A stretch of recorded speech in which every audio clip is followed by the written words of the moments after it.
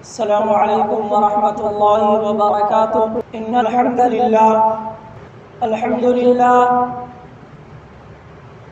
للہ نحمده ونستعینه ونستغفره ونؤمن به ونتوکل علیہ ونعوذ باللہ من شرور انفسنا ومن سیئات اعمالنا، من يهده الله فلا مضل له ومن يضلله فلا هادي له، ونشهد أن لا إله إلا الله وحده لا شريك له، ونشهد أن سيدنا وسندنا وشفيعنا وحبيبنا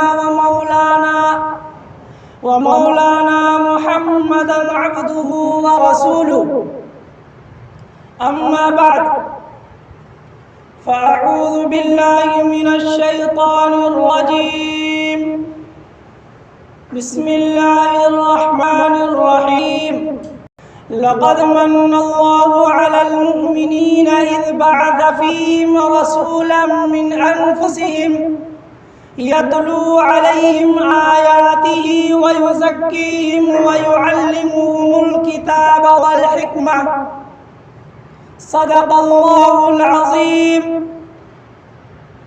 وصدق رسوله النبي الكريم، ونحن على ذلك من الشاهدين والشاكرين، والحمد لله رب العالمين۔ عزیزان ملت، واجب الاحترام معزز سامعین کرام، میرے نوجوان ساتھیوں، معصوم بچوں، گھروں میں بیٹھی سماعت کرنے والی سننے والی اسلامی مائیں بہنوں، اللہ تبارک و تعالیٰ کا بڑا احسان ہے، اس کائنات کے رب کا ہم اور آپ شکریہ ادا کریں کہ اللہ تبارک و تعالیٰ نے ہمیں اور آپ کو ماہ ربیع الاول کا مہینہ عطا کیا، اور اس مہینے کی برکت سے آقا رحمت صلی اللہ علیہ وسلم کے سیرت کے متعلق، آقا رحمت صلی اللہ علیہ وسلم کے زندگی کے متعلق ہمیں اور آپ کو کچھ باتیں سننے کا موقع عنایت فرمایا۔ میرے دوستو، جس طریقے سے اللہ تبارک و تعالیٰ کا ذکر کرنا سراپا عبادت ہے، اسی طریقے سے سرور کائنات محمد رسول اللہ صلی اللہ علیہ وسلم کا تذکرہ کرنا بھی باعث ثواب ہے، اور یہ کوئی ضروری نہیں ہے کہ صرف ربیع الاول کا مہینہ آئے تو آقا رحمت صلی اللہ علیہ وسلم کے عنوانات کا تذکرہ کر دیا جائے اور باقی سالوں میں آپ صلی اللہ علیہ وسلم کا تذکرہ نہ کیا جائے۔ یہ کوئی ضروری چیز نہیں ہے، ہر لمحہ، ہر گھڑی، پورے سال اور پورے مہینہ اور تا زندگی آپ صلی اللہ علیہ وسلم کے حیات زندگی کو ڈھونڈنے اور تلاش کرنے کا ہمیں اور آپ کو فکر ہونی چاہیے۔ میرے دوستو، معلوم ہے آپ صلی اللہ علیہ وسلم کی جو ولادت باسعادت ہوئی، وہ دور اور اس دور کو لوگ دور جاہلیت کے نام سے جانتے ہیں۔ آپ صلی اللہ علیہ وسلم کے دنیا میں جب آمد تھی اور آنے سے پہلے جو دنیا کے حالات تھے بڑا خطرناک تھا۔ بت پرستی اور شرک یہ تو عام تھا۔ یہودیت، جو اپنے آپ کو یہودی کہتا تھا، یہ بڑی قوم نہیں تھی، لیکن یہودیت بھی صرف اور صرف بت پرستی، بت شکنی اور اسی طریقے سے خرافات میں مبتلا ہو گیا، یہاں تک کہ یہودیت کا وہ مقام تھا کہ اپنے دین کے اندر کسی اور کو داخل کرنے کی دعوت تک نہ دیتا تھا۔ اور جہاں تک عیسائی کو لے لیجئے، مذہب عیسائیت کو لے لیجئے، جو آقا رحمت صلی اللہ علیہ وسلم سے دنیا میں تشریف لانے سے پہلے حضرت عیسیٰ علیہ السلام تھے، حضرت عیسیٰ علیہ السلام کے ماننے والی قومیں تھی۔ اگر عیسائیت کو دیکھ لیا جائے تو جس وقت سے اس قوم عیسائیت میں تسلیل کا داخل ہوا اس مسئلہ کے اندر، اور قوم عیسائی ایک اور تین اور چار کے بھول بھلائیے میں پھنس گیا اور وہی گزارا گیا، تو اس قوم میں بھی اور اس برادری میں بھی اور مذہب عیسائیت میں بھی صرف بت پرستی اور شرک اور پوجا اور طرح طرح کے خرافات میں وہ بھی رہ گئے۔ اور اگر آپ عرب والوں کو دیکھیں تو ان کا تو کیا حال تھا، کون سی ایسی برائیاں تھی جو عرب میں نہ تھی؟ شراب عرب والے پی رہے تھے، زنا عرب والے کر رہے تھے، سود عرب والے کھا رہے تھے، اور عورتوں کے ساتھ ظلم و زیادتی کا تو کیا کہنا عرب والوں کا۔ ایک ایک مرد کئیوں شادی کر لیا کرتے تھے، دسیوں اور بیسیوں نکاح ایک ایک مرد کر لیا کرتا تھا، اور خامخواہ بلا وجہ اسے طلاق دے دیتا، اور کوئی تو بلا وجہ طلاق یوں ہی چھوڑ دیتا تھا پوری عمر، اور پوری زندگی اس عورت کی برباد ہو جاتی تھی۔ کوئی کسی کو کچھ کہنے والا نہیں تھا۔ اور وہ تاریخ آپ حضرات کو معلوم ہوگا کہ جو بیٹیاں دنیا میں پیدا ہوتی تھی اس معصوم بچیوں کو زندہ درگور قبر میں ڈال دیا جاتا تھا، دفن کر دیا جاتا تھا زندہ۔ بڑا عجیب، یہاں تک کہ بت پرستی اور شرک کا عالم اگر دیکھا جائے تو اتنا خطرناک دورہ تھا آپ صلی اللہ علیہ وسلم سے پہلے کہ سینکڑوں کی تعداد میں اور لاکھوں کی تعداد میں وہ لوگ خدا بنائے بیٹھے تھے اور ان کی پرستش اور پوجا کیا کرتے تھے۔ میرے دوستو، ایسے خطرناک ماحول میں، ایسے جاہلیت اور اندھیری گھٹا ٹوپ کے ماحول میں ایک عالمگیر رہبر کی ضرورت تھی، ایک عظیم قائد کی ضرورت تھی، ایک رہنما کی ضرورت تھی، لیکن لوگ انتظار میں تھے۔ انتظار بھی نا امیدی میں بدل رہی تھی۔ کوئی کسی کو رہنما بنانے کے لیے تیار نہیں تھا، کوئی کسی کو قائد بنانے کے لیے تیار نہیں تھا، کوئی کسی کو بڑا بنانے کے لیے تیار نہیں تھا۔ ایک خود ہی بڑا بنا ہوا تھا جس کی لاٹھی اس کی بھینس، جو چاہتا جس کو مار دیتا، جو چاہتا جس کو ظلم کر دیتا، کوئی کسی کو کچھ کہنے والا نہیں تھا۔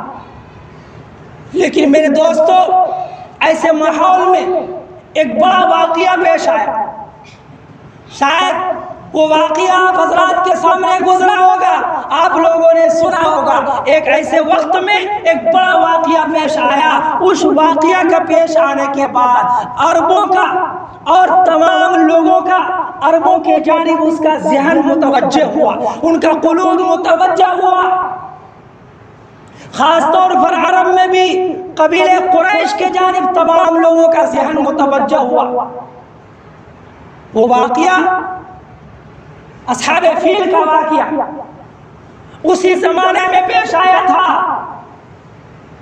میرے دوستو، یمن میں ایک بادشاہ تھا عیسائی کا، یمن میں ایک بادشاہ تھا عیسائی کا، ابرہہ نامی بادشاہ تھا۔ اور وہ بادشاہ جب یہ دیکھا کہ مکہ معظمہ کی بڑا عظمت، بڑی شان و شوکت، لوگوں کے دلوں میں بڑی قدر و قیمت، پوری دنیا سے لوگ مکہ کی طرف لوگ آتے ہیں، اتنی محبت، اتنی عظمت، تو اس نے ابرہہ بادشاہ نے یہ سوچا کہ کیوں نہ یمن میں ایک ایسا کلیسا بنوایا جائے، ایک ایسا گرجا بنوایا جائے، ایک ایسا چرچ بنوایا جائے، بڑا خوبصورت، जो मक्का को जो काबा को छोड़कर लोगों का तवज्जो और लोगों का ज़हन और लोगों का दिल जो है आम मुसलमानों का हमारे गिरजा की तरफ हो जाए, हमारे कलीसा की तरफ हो जाए। अलगर्ज उसका कलीसा और गिरजा बनाने का अबरहा बादशाह का सिर्फ और सिर्फ मकसद और ख्याल ये था कि लोगों का ज़हन मक्का यानी खाने काबा की तरफ से हटाना था। अलगर्ज बड़ा खूबसूरत कलीसा बनवाया, बड़ा खूबसूरत बादशाह था, पैसे की तो कमी ना थी, जितना चाहा खर्च किया, बड़ा खूबसूरत कलीसा बनवाया। लेकिन मेरे दोस्तों, अरब के अंदर बुराइयां खूब थी, अय्याशियां खूब थी, लेकिन जहां बुराइयां थी, जहां अय्याशियां थी वो एक तरफ, लेकिन दूसरी तरफ मक्का यानी काबतुल्लाह की अजमत मुकद्दम थी। काबतुल्लाह की अज़मत मुकद्दम थी। काबतुल्लाह की जहाँ अज़मत की बात आती थी तो मक्का वाले इस मामले में कोई मसला हल करने के लिए, कोई बात करने के लिए तैयार ना होते थे, इस पर सुलह करने के लिए तैयार नहीं होते थे, बल्कि लोगों में खलबली मच गई। एक कलीसा बन गया, एक गिरजा बन गया, एक चर्च बन गया, बड़ा खूबसूरत बना। एक किनानी शख्स ने, एक आदमी ने उसकी कलीसा में जाकर गंदगी कर दिया, क़ज़ाए हाजत कर दिया, जिसकी वजह से अबरहा को बड़ा गुस्सा आया। इतना खूबसूरत कलीसा जिस मकसद के लिए बनाया और उस कलीसा में जाकर, उस गिरजा में जाकर लोगों ने गंदगी कर दिया। एक साहब ने बड़ा गुस्सा आया। एक दूसरी रिवायत से मालूम होता है कि वो वहां पर जो है किसी साहब ने आग जला दी कलीसा के बराबर में, थोड़ा दूरी में, जैसे टालवाल में यहाँ आग लग जाता है ना, टालवाल रहता है, थोड़ा दूरी में किसी ने आग लगा दिया। उसकी आग की चिंगारी की वजह से कलीसा में पहुंच गया और कलीसा का आधा हिस्सा जलकर बर्बाद हो गया। ये दो चीजें आती है रिवायत, बल्कि दोनों में से हकीकत जिसकी हो। तो अबरहा को बड़ा गुस्सा आया, बड़ा परेशान हुआ, आग बगूला हो गया अबरहा। तो उसने कसम खाई कि खुदा की कसम, इस खाने काबा को गिरा कर रहूंगा और इसे ढाकर और बर्बाद करके रहूंगा। चुनांचे अबरहा ने फौज तैयार किया, अबरहा ने बड़ा जबरदस्त फौज तैयार किया और उन फौजों के साथ, हथियारों से लैस फौज जो तैयार किया, उसके साथ हाथियों को भी रखा और अबरहा चला मक्का की तरफ। अपने फौज और हाथियों के लेकर अबरहा मक्का की तरफ रवाना हुआ। जब अबरहा मक्का की तरफ रवाना हुआ और आहिस्ता आहिस्ता मक्का मुकर्रमा में कदम डाल दिया, एक जगह अपना पड़ाव डाला, अपना आशियाना डाला, अपना खेमा डाला। उस वक्त खाने काबा का मुतवल्ली, सेक्रेटरी, जिम्मेदार जो था, अब लोगों को भी मालूम होगा, वो हजरत अब्दुल मुत्तलिब थे। खाना काबा के मुतवल्ली, सेक्रेटरी उस वक्त कौन थे? अब्दुल मुत्तलिब थे।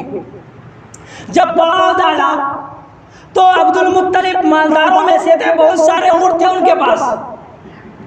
तो अबरहा बादशाह ने हजरत अब्दुल मुत्तलिब का जो ऊँट चल रहा था ना, अबरहा बादशाह ने उनके 100 ऊँट पर कब्जा कर लिया, 100 ऊँट को पकड़वा लिया और जोड़ दिया, बांध दिया।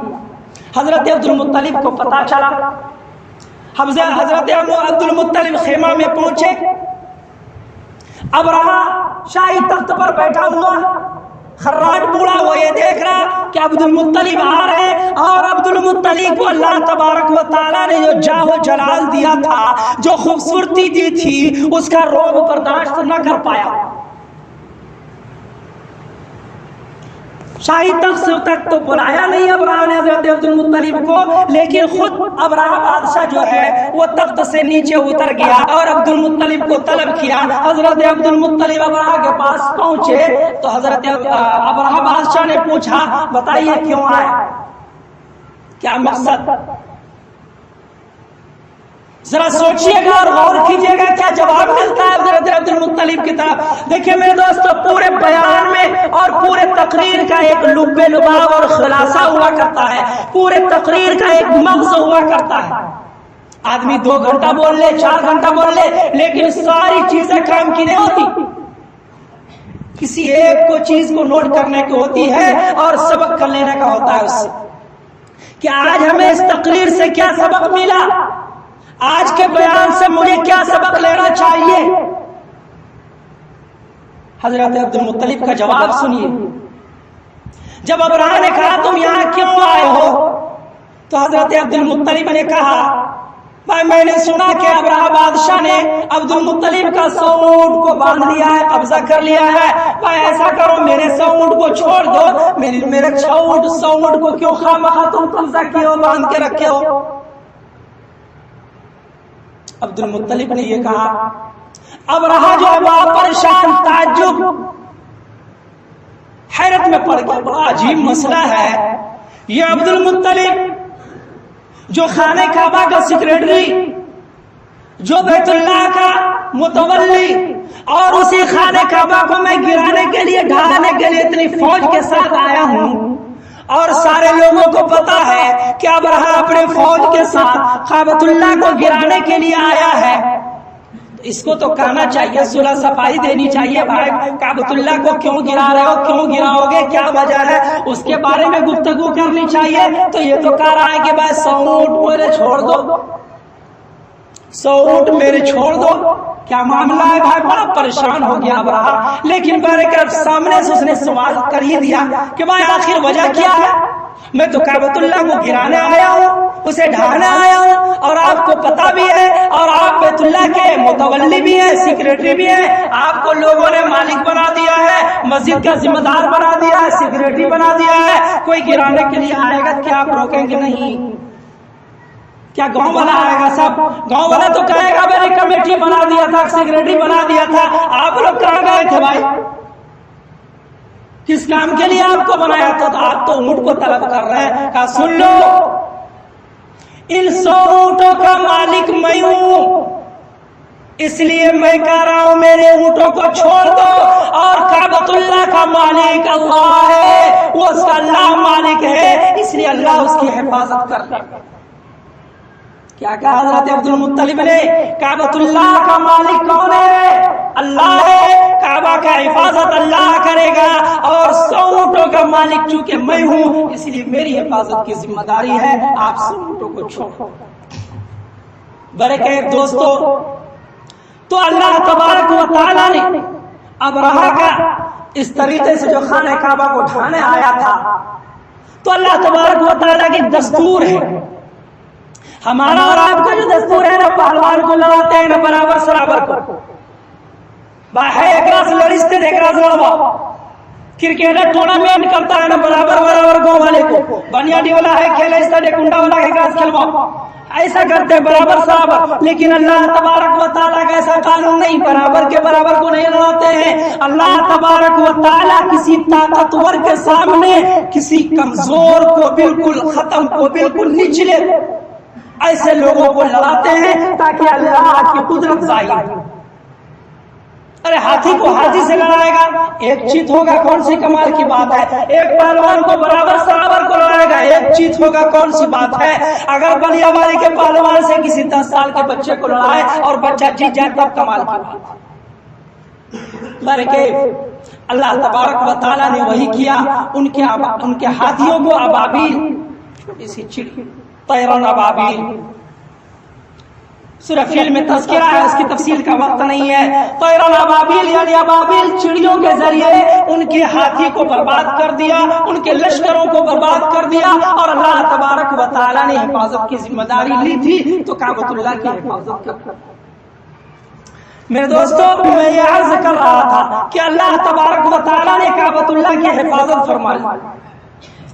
آقا رحمت صلی اللہ علیہ وسلم ابھی دنیا میں نہیں آیا، اور یہ واقعہ جو پیش آیا، یہ واقعہ کا جو ظہور ہوا، روایتوں سے پتہ چلتا ہے آپ صلی اللہ علیہ وسلم کی پیدائش سے 50 دن پہلے یہ واقعہ پیش ہوا.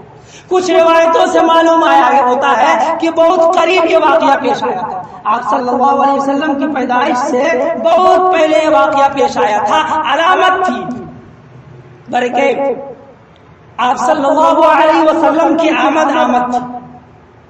آپ صلی اللہ علیہ وسلم کی آمد سے پہلے بہت سارے امتحانات لیے گئے. آپ صلی اللہ علیہ وسلم سے خاص تعلق رکھنے والے جو لوگ تھے ان لوگوں کو بڑی آزمائش میں اللہ تبارک و تعالیٰ نے ڈالا. بڑی آزمائش لیا.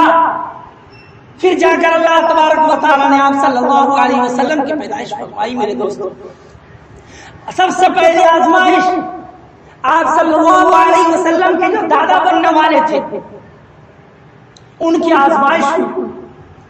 وہ اس طریقے سے کہ آپ صلی اللہ علیہ وسلم کے دادا جو بننے والے تھے مطلب، تو ان کی پیدائش سے پہلے آپ صلی اللہ علیہ وسلم کے پیدائش سے پہلے ان کے دادا جو پیدا ہوئے تھے ان کے والد کا انتقال ہو گیا تھا. ان کے دادا کے بھی والد کیا ہو گئے تھے؟ انتقال ہو گئے تھے. آپ صلی اللہ علیہ وسلم کے دادا یعنی حضرت عبد المطلب جو تھے مکہ مکرمہ میں ان کی پیدائش ہوئی. والد محترم کا انتقال ہو گیا. پریشانی کا عالم تھا. اخراجات نہیں ہو پاتے تھے. ان کی امی ان کی والدہ نے ان کو مدینہ، جو اس وقت مدینہ کو لوگ یثرب کے نام سے جانتے تھے، آپ کو یثرب لے کر چلے گئے، مدینہ لے کر چلے گئے. کچھ دن مدینہ میں رہے، کشم پرسی کے عالم میں، پریشانی کے عالم میں. پہلے لوگ تجارت کیا کرتے تھے، مکہ سے مدینہ، مدینہ سے مکہ، مکہ سے مدینہ، مدینہ سے مکہ تجارت کے لیے جایا کرتے تھے. کچھ حضرات مدینہ یعنی یثرب تجارت کی غرض سے گئے تھے. تو دیکھتے ہیں ہمارا اور آپ کا بھی یہ معمول ہے، کہیں پر اچھا کھیل ہوتے رہتا ہے نا، تو کوئی نہ کوئی تھوڑا دیر ٹھٹک جاتا ہے یعنی کھڑا ہو جاتا ہے اور جب اچھا کھیل رہتا ہے تو دیکھ لیتا ہے.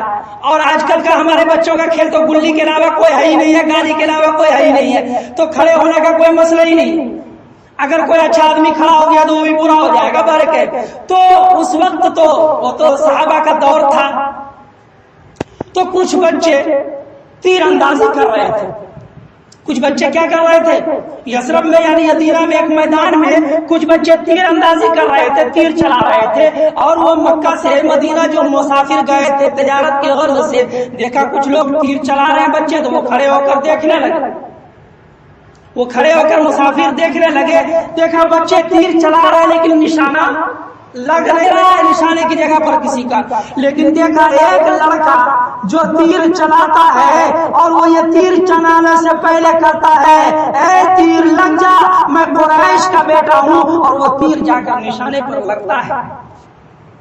مکہ سے جو مسافر یثرب میں تھے انہوں نے کہا بھائی یہاں تو کوئی قریش ہے ہی نہیں، قریش تو مکہ میں تھے، مدینہ میں تو قریش نہیں، تو پھر یہ قریش کہا میں قریش کا بیٹا ہوں. لوگوں میں معلوم کیا کہ ہاں یہ قریش کا ہی بیٹا ہے، یہ قریش میں پیدا ہوا تھا، اس کے والد محترم قریش کے تھے یعنی مکہ کے تھے. ان کے والد کا انتقال ہو گیا تو اخراجات کی پہلے کمی تھی، کھانے پینے کی دقت ہوتی تھی. ان کی والدہ یہاں لے کر آ گئی.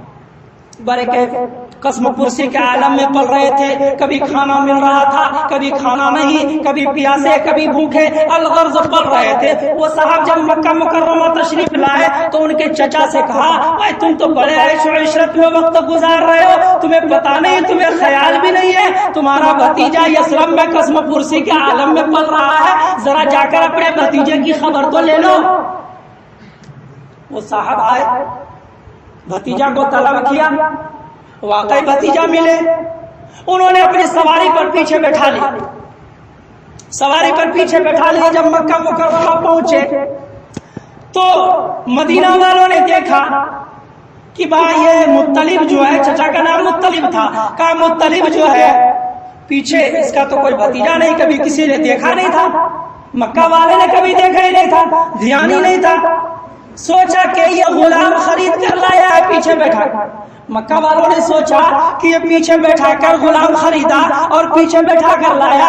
تو اس نے، مکہ والے عرب تھے، عربی میں بات کرتے تھے، کہا یا عبد المطلب، کیا کہا؟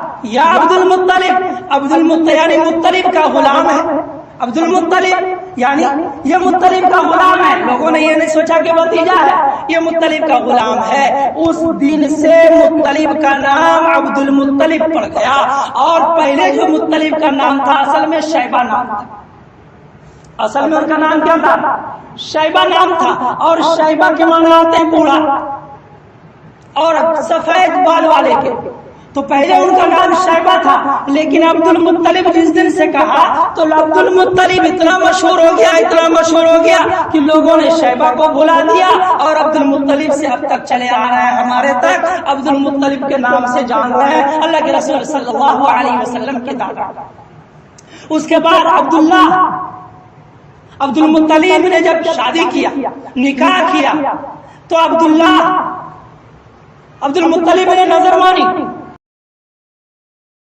بیٹا ہوا تو ایک بیٹا کو اللہ کے نام پر قربان کر دوں. نظر مان. 10 بیٹے ہو گئے، 10 بیٹے ہو گئے. اب آئی نظر کی باری، قربانی کی باری. اور قربانی میں جب پورا اندازی ہوا، نام نکالا گیا، اس میں عبداللہ کا نام آتا ہے، محمد صلی اللہ علیہ وسلم کے والد کا نام. قربانی میں نام عبداللہ کا آ رہا ہے، ان 9 بیٹوں کا نام نہیں آ رہا ہے. سب سے پیارے، سب سے محبوب، سب سے خوبصورت، سب سے لاڈلے قربانی کرنے کا حکم نام آ رہا ہے، چونکہ نظر مانا تھا. اور نظر جو مانا جاتا ہے وہ دینا پڑتا ہے. نظر مانا تھا کہ مکہ میں ایک بیٹا دے دوں گا بیت اللہ کے لیے. تو قرآن نازل کیا تو عبداللہ کا نام آیا. تو ان کی پھوپھی عبد المطلب کے بہنیں اور عبداللہ کی پھوپھیاں نے، محبت ہوتی ہے تو آ ہی جاتی ہے پھوپھیاں یا بہن جو بھی ہو سامنے، کہ نہ ایسا نہ کیجیے، عبداللہ کو قربان مت کیجیے، ایسا کیجیے ایک طرف اونٹ کا نام ڈالیے، اونٹ ڈالیے، اور دوسرے طرف عبداللہ کو ڈالیے. ایک طرف چٹھا میں کاغذ میں 10 اونٹ ڈالیے، ایک طرف عبداللہ کا نام ڈالیے، جس کا نام آئے گا اس کو قربان کر دیا جائے گا. لہٰذا ایک طرف 10 اونٹ کا نام ڈالا گیا، ایک طرف عبداللہ کا نام ڈالا گیا. پورا اندازی کیا گیا تو عبداللہ کا نام آیا. خوبیاں گئی نہ بڑی محبت ہے، کہا پھر قرآن اندازی کرو، پھر 10 اونٹ بڑھایا گیا. مختصر عرض یہ ہے کہ اونٹ بڑھاتے گئے اور عبداللہ کا نام آتا گیا، اونٹ بڑھاتے گئے، عبداللہ کا نام آتا گیا، یہاں تک کہ 100 اونٹ ہو گئے اور عبداللہ کی باری آتی رہی. جب 100 اونٹ پورا ہوا، پھر پورا اندازی ہوا، تب اونٹ کی باری آئی اور عبداللہ کی باری میں. اس طریقے سے حضرت عبداللہ جو ہے نظر سے بچ گئے اور اونٹوں کو نظر کے قربان، ان کے بدلے میں، بیٹے کے بدلے میں 100 اونٹوں کو قربان کیا. تو عبداللہ کی آزمائش ہوئی. پہلے تو چچا کی دادا کی آزمائش ہو رہی ہے، اس کے بعد عبداللہ یعنی باپ کی آزمائش ہو رہی ہے. اس کے بعد بھی آزمائش کا سلسلہ ختم نہیں ہوتا ہے دور میں. اس کے بعد بھی یہ سلسلہ ختم نہیں ہوتا ہے، بلکہ مختصر یہ ہے کہ آپ صلی اللہ علیہ وسلم کی ولادت سے پہلے بہت سارے آثار، بہت ساری علامتیں، بہت ساری برکتیں اور بہت ساری چیزیں ایسی ہوئی جو آپ صلی اللہ علیہ وسلم کی رحمت اور برکت ہونے کا ثبوت اور گواہی دی. بہت مختصر میں تو یہ ہے کہ آپ صلی اللہ علیہ وسلم کے بارے میں اگر یوں کہا جائے تو آپ صلی اللہ علیہ وسلم کی ولادت اسی وقت ہوئی، یعنی 571 عیسوی نے بعض نے لکھا ہے، 571 عیسوی بعض نے لکھا ہے اور بعض نے 570 عیسوی لکھا ہے. دونوں قول. ربیع الاول کا مہینہ ہے، پیر کا دن ہے. آپ صلی اللہ علیہ وسلم کی ولادت باسعادت ہوئی. آپ صلی اللہ علیہ وسلم کی ولادت کے بعد بھی بہت سارے آثار، بہت ساری برکتیں ہوئی ہیں، لیکن اگر اس کے طرف ابھی جایا جائے تو پھر آدھا گھنٹہ اور لگے گا. اگر موقع ملے گا تو آپ صلی اللہ علیہ وسلم کی ولادت سے انشاءاللہ پھر اگلے جمعہ بیان ہوگا. اللہ تبارک و تعالی ہم لوگوں کو عمل کرنے کی توفیق عطا فرمائے. وآخر دعوانا الحمد للہ رب العالمین.